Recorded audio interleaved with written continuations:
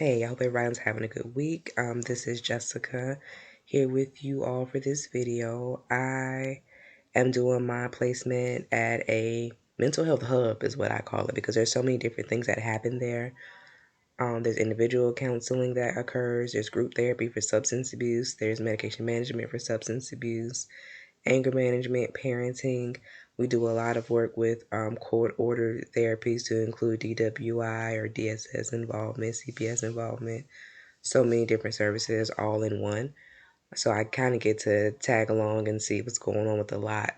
The topics that I wanted to cover for this particular video, couldn't quite pick one. They seem to kind of spread across a couple. So I would say professionalism. I would say confidentiality, as well as boundaries. Kind of hit all of the things that I'm going to talk about today. So first of all, there's two different people that I was shadowing, two different therapists. So therapist A had this issue where she was meeting with a new client. As she was meeting with the new client, they were getting to know each other, doing all the beginning things, paperwork and stuff like that. Just a real get to know you type of session to start with. But she started to tell a lot of details about her personal life. The individual was coming in because he wanted to be seen for anger management. And then he started to talk about his marital situation.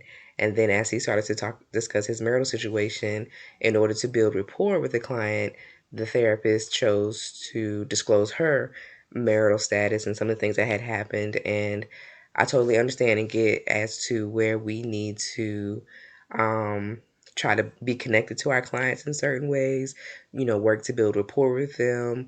A lot of times professionals feel as though if they are able to mirror some of the things that the client is experiencing, that gives them a greater connection to them and makes the therapeutic relationship have more depth, I guess you would say. So that's what she chose to do. That's how she decided to engage with this client. She was kind of an open book, transparent about the things that she experienced in the hope of building a bridge to be able to meet with that client in a space of I understand what you're going through because I have gone through it also. So therapist B had a totally different approach. She showed up with a paper, a document, basically detailing her background, detailing the things, her education, and things like that. It wasn't really per se a conversation. She let the person read it, gave them opportunity to ask questions if they wanted to, but there wasn't anything very personal. The client actually asked the therapist if she had children while he was trying to explain something about his children to her, and she answered it in a very vague way. He said something along the lines of, um, I think that I responded a way that any parent would. Do you have kids? Is that what you would do? And her response was, I think that anybody would respond in that way. Not saying yay or nay as far as the kid question came into play. Another thing that she did that I thought was interesting is she allowed silence. She allowed silence to sit in, where he would ask questions that were very personal, and she allowed enough silence to sit there to where he changed the subject himself, and she didn't even have to address it. It wasn't to the point where it was like, we're looking at the clock. But it was enough to make him uncomfortable to know that that was probably a question that he shouldn't have asked her. It didn't really have a lot to do with what was going on in the session. So she used that silence as a tool to get him to kind of back out of his own thing where she didn't have to address it. I thought that was interesting, very professional. Didn't cross any boundaries. The confidentiality piece that I wanted to bring up was that he asked her because he was seeing her for anger management, but he also is in couples therapy. So he said, I think that you see my wife too. And he just kept pressing her to try to get her to say whether she was seeing his wife or not. And she, very politely said, as an agency, that is not something that we can disclose.